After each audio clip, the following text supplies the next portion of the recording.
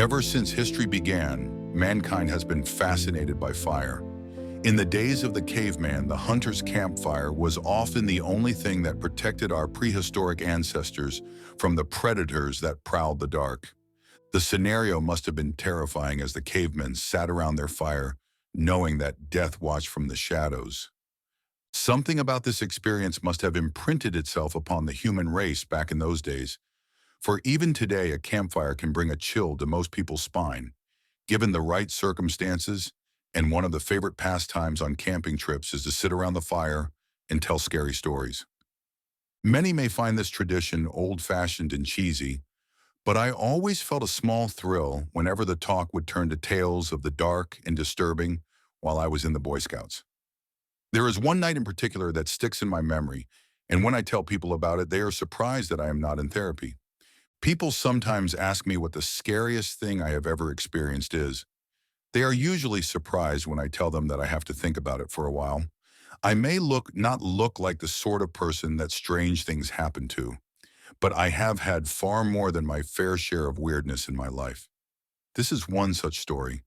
To begin with, I have to provide some background information. I am the oldest son of a large family, and I live in the northeastern United States. I have had to fudge the names of people and geographic locations, although some people may be able to recognize the places and people I am referring to. One of the greatest joys of my high school life were my activities with the Boy Scouts. I am an Eagle Scout and a Brotherhood member of the Order of the Arrow, Scouting's honor society, so I am no stranger to the outdoors. In fact, I so loved scouting that once I was old enough, I joined the staff of Six Hills Scout Camp as a summer camp counselor. Like most summer camp workers, I had co-workers who were among the most awesome people that I have ever met, some who I wish I had never met, and a whole lot of people in between. The two people that I hung out with the most were my friends Topher and Joe. I actually ended up going to the same college as Topher, and our camping experiences were how we became friends. But that is another story. Topher was a very logical guy who loved studying the plants and animals of the wilderness and frequently expounded upon them at length, while Joe was more bookish and shy. The three of us were about the same age, and after our junior year of college, Joe found himself a girlfriend named Anne, who frequently visited camp. Unfortunately, for every Topher and Joe, there was a Kyle. Kyle was one of those people who made my skin crawl, and yet for some reason, most women found him irresistible. Kyle would frequently string along several lovesick girls at once, use them for what he wanted, drop them in the dirt afterwards, and then brag about it. Needless to say, no one could stand him, and the only reason he was on camp staff was because his uncle was camp director. The last person on camp staff to play into this story was Bert. Bert ran the camp's health lodge and was primarily responsible for giving out medications to the campers that needed it. The fact that Bert was in charge of the health lodge was a source of great amusement to most of the campers, as he was very old and not in the best shape. In fact, he often drove around the camp in a golf cart as he couldn't walk long distances very well. In spite of this, Bert was actually a pretty cool guy once you got to know him. He was an Eagle Scout and had traveled around the world a good deal, although he was very reticent about why he traveled so much. If you got him talking, he could tell some fascinating stories about the things he had done or the legends that he had heard. As the last week of summer camp drew to a close that year, there was a sense of melancholy among the staff members. As much as the kids had driven us crazy, we would miss them. The last of the scout troops had left that morning, and Joe, Ann, Topher, and I were sitting around a campfire as the last of the evening light faded. As usual, the talk turned to scary stories, but we found that we had run through most of the classic ones already. The tales of Hook Hand, Don't Turn on the Light, and the Licked Hand had already been told, and we were running short of ideas. It was Anne who finally came up with a solution. "Hey," she said, "why don't we tell each other the scariest true story that we know?" "Here we go with Baron von Ruthless, 91, and that Aztec idol again," said Topher. "Don't even joke about that," I replied. "That is a long story, which I am not going into right now." "I'll go first," volunteered Anne. Have you guys heard about those murders that happened up on the Midstate Trail a few miles from here? We agreed that we had. The campers had spoken of little else for the last couple of weeks. Well, continued Ann, you guys don't know the full story. The cops are treating it as a homicide because one of the guys was tied to a tree before he was killed. The strange thing is that other man and woman who were with him were practically torn to pieces. They found parts of them up to a mile away from where they were killed. What type of man could do something like that? They also say some other hikers on the trail have been hearing strange sounds in the night. Probably a coyote or a fox, suggested Joe. They make pretty weird sounds sometimes. Not like this, they don't, said Anne. That's how I found out about all this stuff. My dad is a zoologist, and they brought him a recording of the sounds the hikers heard on the trail. He said it definitely wasn't any animal he had ever heard. The strange thing is this.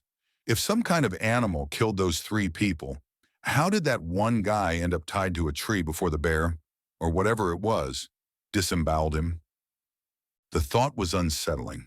We sat in an uncomfortable silence for several minutes, and we nearly had a heart attack when a twig snapped at the night. There was a short huffing sound, and the antlers of a large deer poked over the top of a bush. We breathed a sigh of relief when we saw the antlers. The deer was just as scared of us as we were of it, and after a minute, we heard it move away through the bush.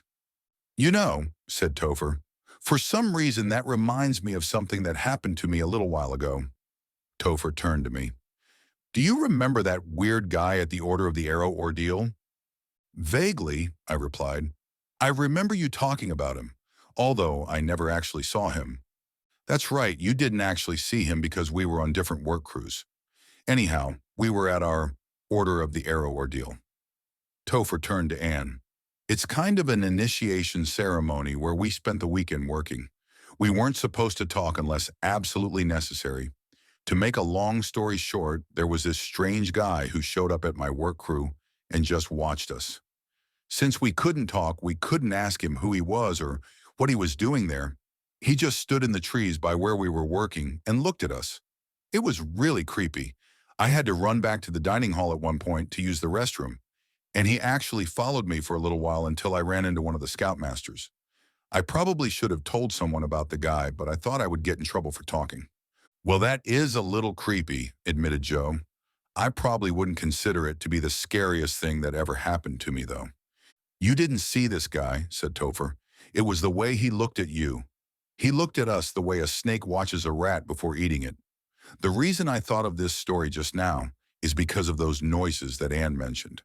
That night when we were walking back from the big campfire, I remember hearing some kind of weird animal. It sounded like a cross between a lion and a hyena. Is that what those hikers recorded on the trail? I'm not sure, replied Anne. The sound my dad heard really gave him the creeps. He wouldn't let me listen to it. At this point, there was another sound in the forest. This one was unfortunately all too familiar to the four of us. It was the unmistakable sound of Kyle's voice followed by a feminine giggle from whoever was with him.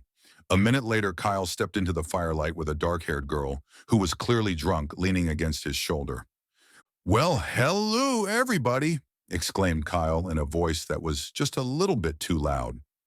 I was fairly sure that he had been drinking as well. I hope I am not interrupting anything. When he said this, Kyle made sure to leer at Joe and Anne. Anne narrowed her eyes angrily and looked as if she were about to reply with a snappy retort until Joe placed his arm on her shoulder. After a second, she relaxed. Kyle had spent the previous summer trying to seduce Anne to no avail. Then at the very end of last summer, Anne's little brother, Tyler, had died in an accident. He had been 2 years younger than us and had worshipped the ground that Joe had walked on.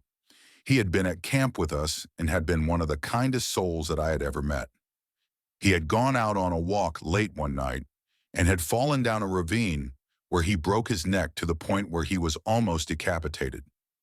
I still remember seeing the paramedics take out his body the next morning.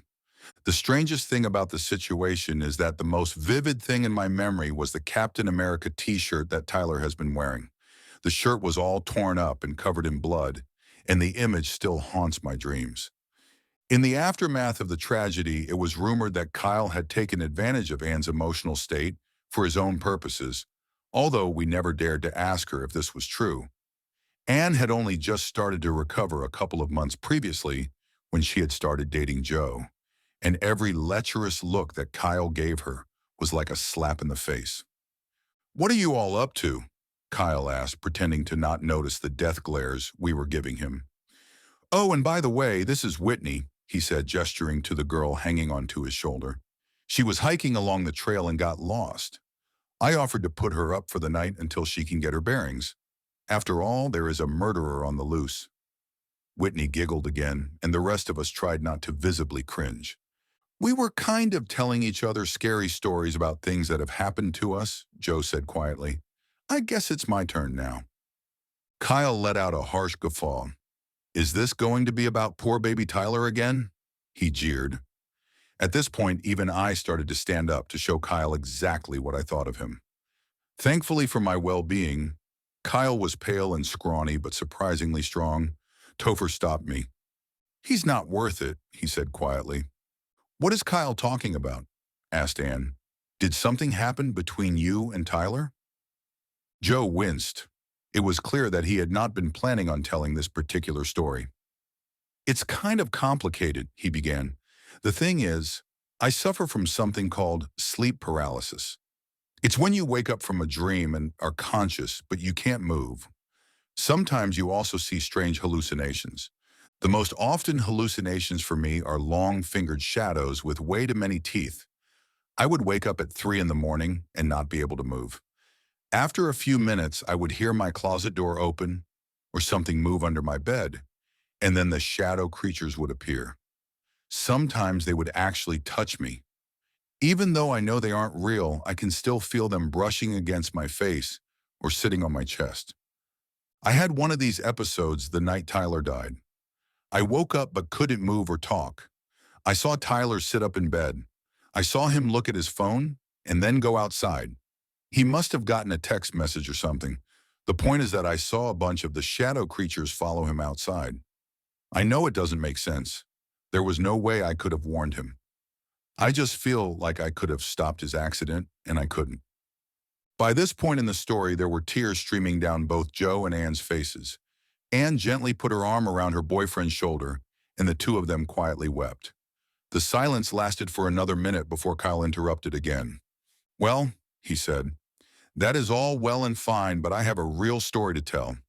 It is the tale of what really happened to Ron Grayson." Kyle paused dramatically to let the words sink in. Ron Grayson had been a local lawyer 10 years previously who had one day vanished off the face of the earth. They found his car abandoned in a supermarket parking lot and his cell phone in the river a few miles away, but there was never any body found.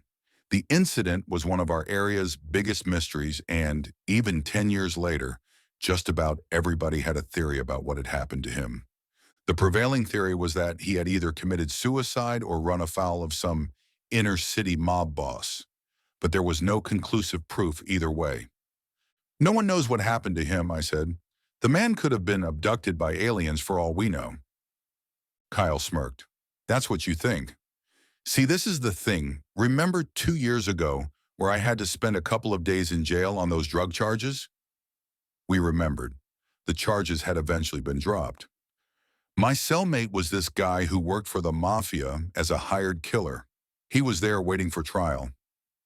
We raised our eyes skeptically. "I'm serious. This guy was a hardcore killer. He was a mess, though. Apparently there was this hit that went wrong a few years back. He and his partner were supposed to off this lawyer who was filing charges against his boss. So his boss sends my buddy and his partner to make the problem go away. The thing is, my buddy's old partner is like a cat. He likes to play with his food before he eats it. Anyhow, he convinces my buddy to kidnap this kid. They found some homeless kid up in Pittsburgh that no one would miss, and they bring him down here. They have this lawyer tied up in the woods, and they tell him they will let him go as long as he shoots the kid. Sure enough, this lawyer guy shoots the kid to save his skin. The problem is that the lawyer is a horrible shot, so this kid doesn't die right away. He starts screaming bloody murder, and then something in the forest starts screaming back. My buddy gets spooked, so he gets in the car and leaves his friend to finish the job. The thing is, his friend never comes back. My buddy goes up to the place they had the lawyer the next day, and there is nothing there. No lawyer, no kid, no psycho killer for hire, and no monster. Anyhow, that's how this guy told me the story. The next day, he hangs himself in his cell. I get out, and I look up any disappearances around the time this guy says this stuff happened, and I see that Ron Grayson disappeared around that time. So there you have it. The lawyer was eaten by a monster. Maybe it was the same one that killed those hikers. Once again, there was a sound in the bushes, and we all jumped. Off in the distance, we heard a faint howl. At the time, I figured that it was a coyote, but now I am not so sure. A second later, a light shone through the tree branches, and there was a strange rumbling sound. We all let out a breath of relief when Bert's golf cart came puttering around the bend in the trail. Huffing and puffing as if he had just run a marathon, Bert heaved himself out of the golf cart and sat down by the fire. Reaching into his pocket, he pulled out a peppermint candy and tossed it to Kyle. Topher held out his hand for a candy as well, but Bert seemed not to see him. "Well, that's that," Bert sighed. "I just finished a run-through of camp, and everything is more or less in good shape. Although Troop 83 did leave a giant archway in the middle of their campsite for some reason. I guess that means we should be able to get on the road pretty early tomorrow then," I said. "I'm looking forward to a few days' rest before I head back to school for the semester." "I think it's your turn to tell a scary story," Joe said to me, and so I began my tale. "Kyle's story actually reminded me of something," I began. "I think I actually saw Ron Grayson at this very camp a year or so back." He's dead," interrupted Kyle. "Didn't you hear my story?" "Well, it must have been his ghost then," I continued. "It was really weird at any rate. I was doing a night patrol of the camp last summer, and I thought I saw someone down by the trading post. I just caught a glimpse of him as he walked around the corner. I thought it was weird, and I didn't recognize him as one of the scoutmasters, so I decided to investigate a little bit more. I walked up onto the trading post porch, and there was this man standing in the corner, looking out over the lake. There were a few scouts on the other side of the lake, and the man was watching them. We stood there like that for a while, him watching the scouts and me watching him. Then he turned around suddenly and saw me. Then, I swear I am not making this up, he grew a giant pair of antlers, screeched at me, and took off into the forest. I thought about telling someone about this at the time, but I thought no one would believe me. The point is, I was reading the paper a few months ago, and I saw some news report about Ron Grayson, and they had a picture of him. I realized that he was the man I saw on the porch. Well, at least before he grew that pair of antlers and did his best Nazgul imitation in my face. I actually have a picture of the article on my phone if you guys want to see it. I passed my phone around to the others in the group, and when it reached Topher, he went as white as a sheet. "What's wrong?" I asked. "Nothing," he replied. When he saw that none of us believed him, he reluctantly continued. "It's just that that lawyer looks an awful lot like that guy who was following me around in my story." My turn," called Whitney, still very much intoxicated. "I was hiking the Mid-State Trail last year, just like I am doing now, in fact, and one night I tried some new—" She cast a suspicious glance at Bert and then continued in a quieter tone of voice. "Stuff. I tried some new stuff. It gave me the biggest high of my life, but it also made me see some strange things. So anyhow, here I am in the middle of the woods, and I have to go take a crap. So I go off by myself and take care of business. Keep in mind, during this entire thing, the trees are trying to tell me the meaning of life. Anyhow, I am on my way back when I see Count Dracula fighting with Captain America on top of this hill. I realize that this is just the drugs, of course, but I still don't want them to see me. I can hear them yelling at each other. Captain was telling the Count to stay away from my sister or something like that. It was weird. Eventually, Count Dracula hits Captain America over the head with a stick and then throws him down the other side of the hill. At this point, I decide to get out of there, so I slip away. On my way back to the campsite, I see all kinds of crazy things. The trees started trying to attack me. These little goblins would laugh at me from behind the rocks. I think I also remember a bunch of bears and deer ballet dancing. It was a weird night. I'm tired. I think I am going to go to sleep now." With that, Whitney lay down and began to snore. None of us quite knew what to make of that story. Bert philosophically stared into the fire before tossing Kyle another peppermint candy. For some reason, Joe seemed particularly disturbed. She said she saw Captain America getting thrown down a hill by a vampire, he mused. The image of a blood-stained t-shirt sprang into my mind. You don't think that? Oh, for crying out loud, yelled Kyle. He seemed to be very unnerved by the story as well. The look in his eye resembled that of a frightened rabbit who has just detected danger. You guys aren't taking that load of bullshit seriously, are you? She had ingested enough drugs to kill Charlie Sheen? Nothing she saw had any basis in what was really going on. Are we sure of that? Murmured Bert. There may have been a kernel of truth hidden in her story. Come on, Whitney, we are leaving, Kyle said, roughly shaking Whitney awake. Not now, Edward. I want to sleep, she replied, and then promptly went back to snoring. This response seemed to anger Kyle even more.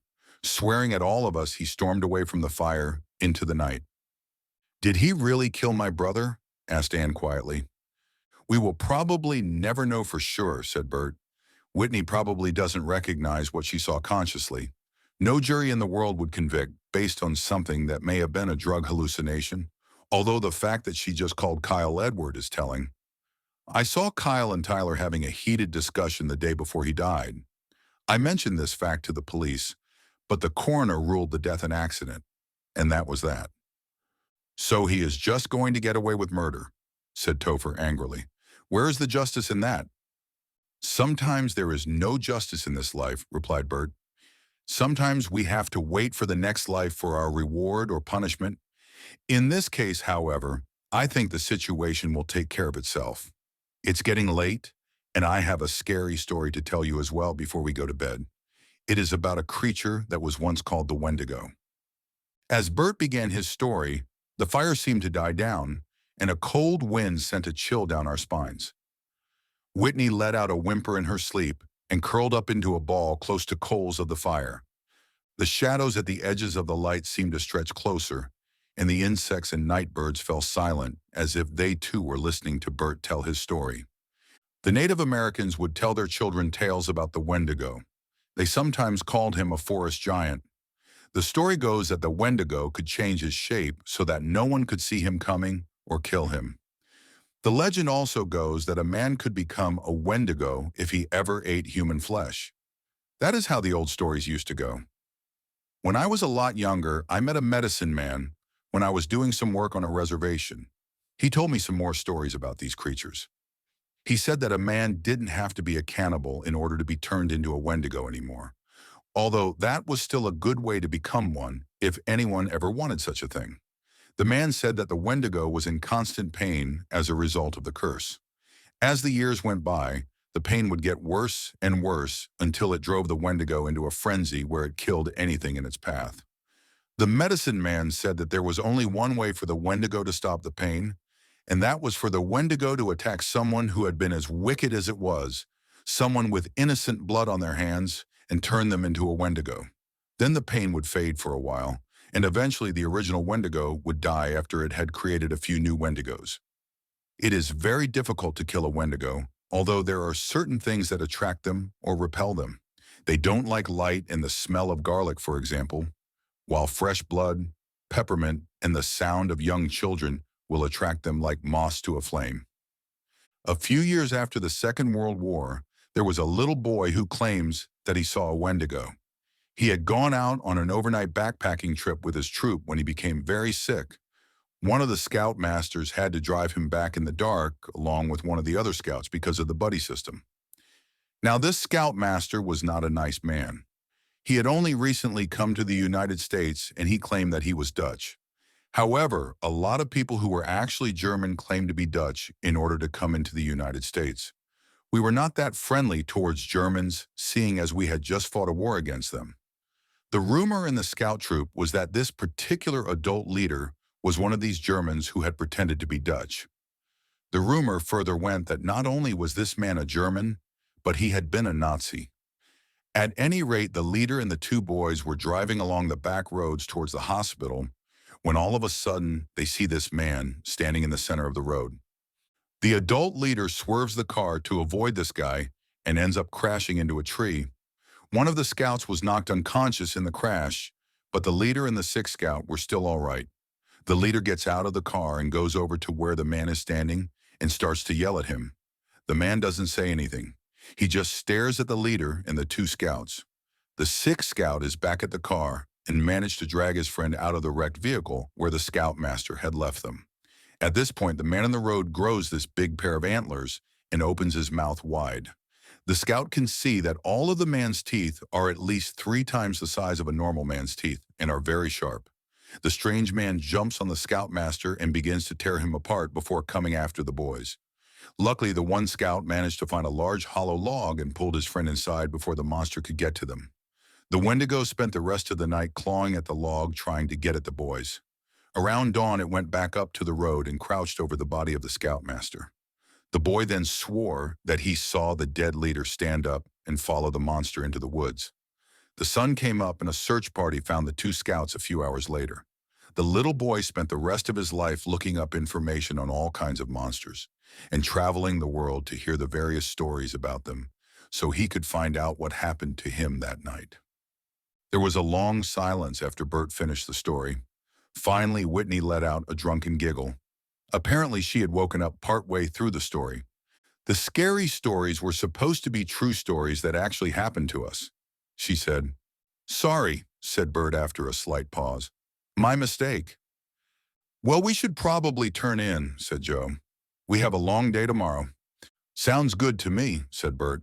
He turned to Whitney. Do you have somewhere to stay tonight? I have a campsite a few miles up the trail, she responded. You know what, said Bert. You can sleep on the sofa in the health lodge. Something tells me that tonight isn't a good night to be out in the woods alone. Bert helped Whitney into the golf cart, and the two drove off down the trail. In the distance, there was a very faint sound that could have been a human scream that was suddenly silenced. Shortly afterwards, there was a strange call that sounded like a cross between a lion's roar and a hyena's laugh. Topher, Joe, Ann, and I decided to share a tent that last night. I had a funny feeling that we would never see Kyle again, and we didn't. Topher claims that it is probably because he ran away for fear of getting arrested for murder. I am not so certain. That last night in the woods, I remember drifting off to sleep with dreams full of antlered men and peppermint candies.